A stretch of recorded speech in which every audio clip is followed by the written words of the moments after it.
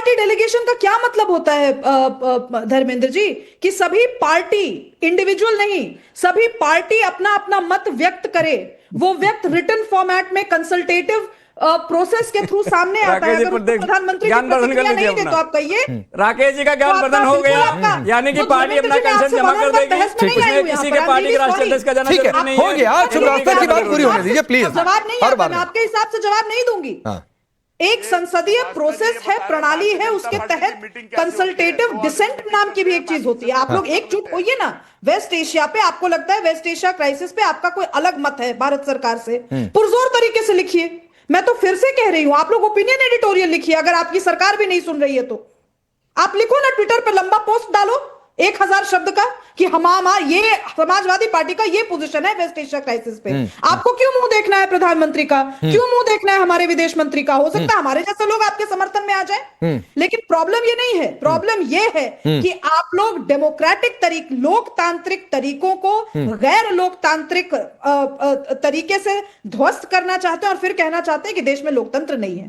भाई all party delegation है, all party delegation में अगर अमुक नेता अटेंड नहीं कर रहे हैं, वो एक प्रपत्र जारी कर दे कि ये कारण है। हो सकता है सोनिया गांधी जी की तबीयत खराब है, राहुल गांधी जी नहीं आना चाहते हो सकता है उनको मां के साथ समय बिताना हो, बिल्कुल ठीक है, वो डाल देना। वो ट्विटर पे इतना जो ट्विटर राजनीति इतनी सक्रिय है, डाल दे इस पे कि भाई मेरी नहीं, बिल्कुल ठीक बात है, बिल्कुल ठीक बात है कि अगर सोनिया जी की तबीयत खराब होने की वजह से नहीं गए और किसी को भेज दिया, वो बिल्कुल रीजन जस्टिफाइड है।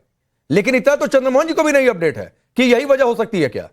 क्योंकि केरल वाला तो सुनने में आ रहा था कि शायद कैंसिल हो रहा था, पता नहीं कैंसिल हुआ कि नहीं, मुझे नहीं जानकारी है। प्रधानमंत्री, देश के प्रधानमंत्री नहीं आएंगे सर, आप अपनी पहले बात कर लीजिए, अपने नेता की बात कर लीजिए। लेकिन देश के प्रधानमंत्री जी का कौन डालेगा?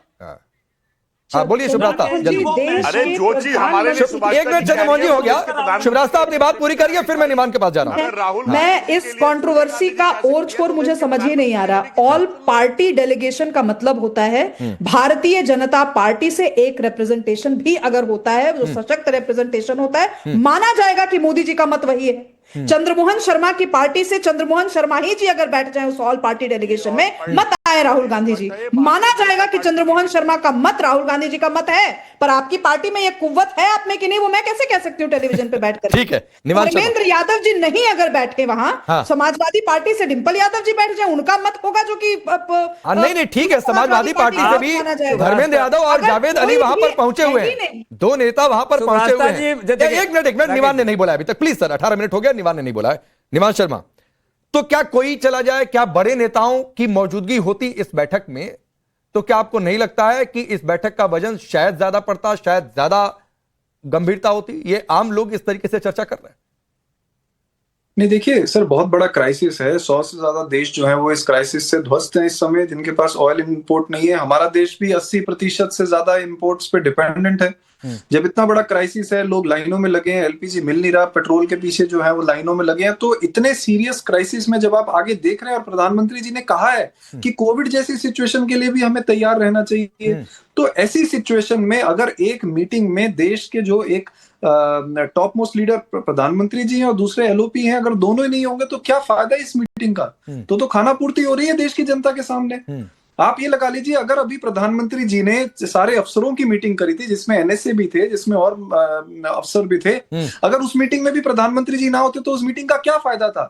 जब यूएस के साथ प्रधानमंत्री जी खुद अपडेट कर रहे हैं कि मैंने यूएस के प्रेसिडेंट से बात की, मैंने इजराइल के प्रेसिडेंट से बात की, मैंने ईरान के प्रेसिडेंट से बात की, जब हर चीज प्रधानमंत्री जी खुद नेगोशिएट कर रहे हैं, खुद बात कर रहे हैं, तो अगर विपक्ष के साथ भी केवल आधे घंटे के लिए प्रधानमंत्री जी बैठ जाएंगे तो क्या फर्क पड़ेगा? आज अगर आप, अच्छा तो एक बात बताइए, नहीं ठीक है निवान भाई, आता हूं चंद्रमोहन जी, हम बस एक छोटी सी बात, अगर इस तरह के हिसाब से क्या अरविंद केजरीवाल जी भी इस बैठक में हो सकते थे?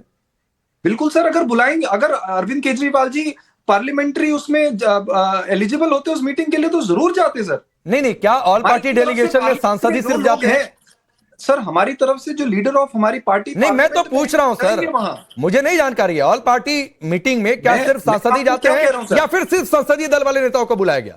आपके पास तो इन्विटेशन आया होगा। जो हमारी पार्टी की तरफ से जो पार्लियामेंट में हमारी पार्टी के लीडर हैं वो वहां पर जाएंगे। जो कांग्रेस की तरफ से लीडर है या एलओपी है उनको वहां जाना चाहिए, जो बीजेपी की तरफ से लीडर है या प्राइम मिनिस्टर है, मतलब अरविंद केजरीवाल जी अगर संसद में होते तो जाते। ठीक है चंद्रमोहन जी, हमारा सिर्फ इतना कहना है, 30 सेकंड बोलिए, 30 सेकंड लीजिए। इतना कहना है कि ये समय राजनीति का नहीं है। अच्छा। अगर आप विपक्ष की कमियां ढूंढ रहे हैं या हम सरकार की कमियां ढूंढ रहे हैं, ये वो समय नहीं है। ये वो समय है आपने भी तो कमियां ढूंढी कि पीएम और एलओपी दोनों को होना चाहिए था। निवान भाई, आपने भी तो कमियां ढूंढी।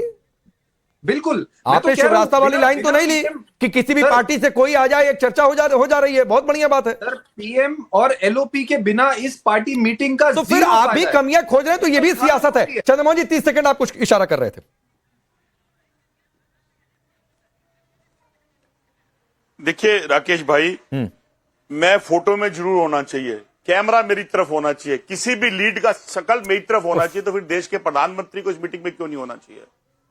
अरे अगर देश के अंदर कहीं ब्लास्ट होता है यार, पूरा कैमरा और फोकस एक जगह शूटिंग में लगा रहता है, तो मेरे देश का प्रधानमंत्री ऑलरेडी राहुल गांधी कहीं जाते हैं, कैमरा घर पर रख के जाता है।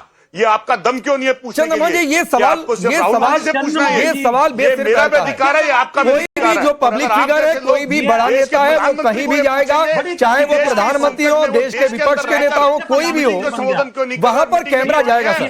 तो ये सवाल बहुत बेसिर पैर का मुझे हमेशा से लगता है कि प्रधानमंत्री गए तो कैमरा क्यों गया, राहुल गांधी गए तो कैमरा क्यों गया, अरविंद केजरीवाल कहीं गए तो कैमरा क्यों गया, अखिलेश यादव कहीं गए तो कैमरा। अरे बड़े नेता जाएंगे, कैमरा जाएगा? ये कोई सवाल नहीं है। विजय शर्मा आप कुछ इशारा कर रहे हैं।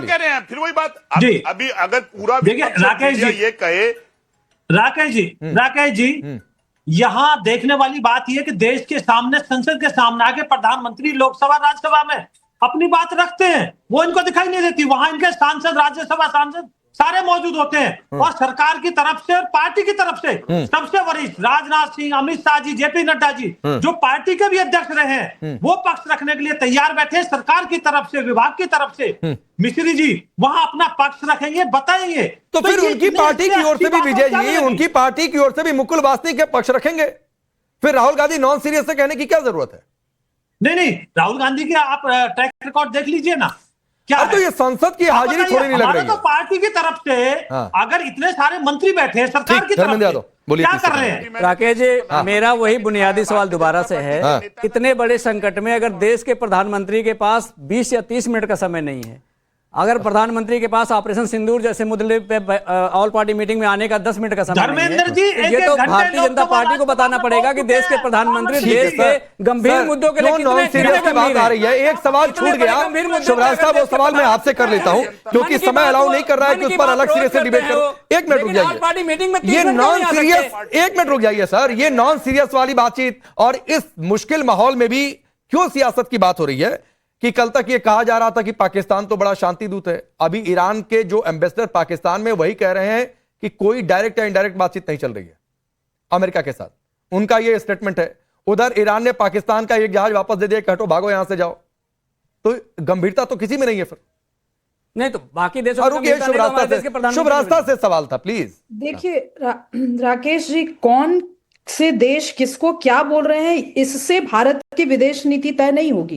भारत की विदेश नीति तय होगी एक कंटिन्यूटी में, जो कुछ प्रिंसिपल्स हैं, कुछ सिद्धांत हैं जिन पे हम चलते आ रहे हैं, उन्हीं पे हमारी विदेश नीति रहेगी। इनफैक्ट मोदी सरकार की भी जो विदेश नीति रही है वो आमूलचूल रूप से कुछ सिद्धांतों को को परिवर्तित करके नहीं किया गया है। हाँ, एक असर्टिव स्टैंड हमारा रहा है, वो असर्शन पहले उतना नहीं था जो अब आया है, इसका कोई दो राय नहीं है। इसीलिए ऑल पार्टी डेलीगेशन में विदेश नीति एक साथ समग्र रूप से बन करके आना जरूरी है।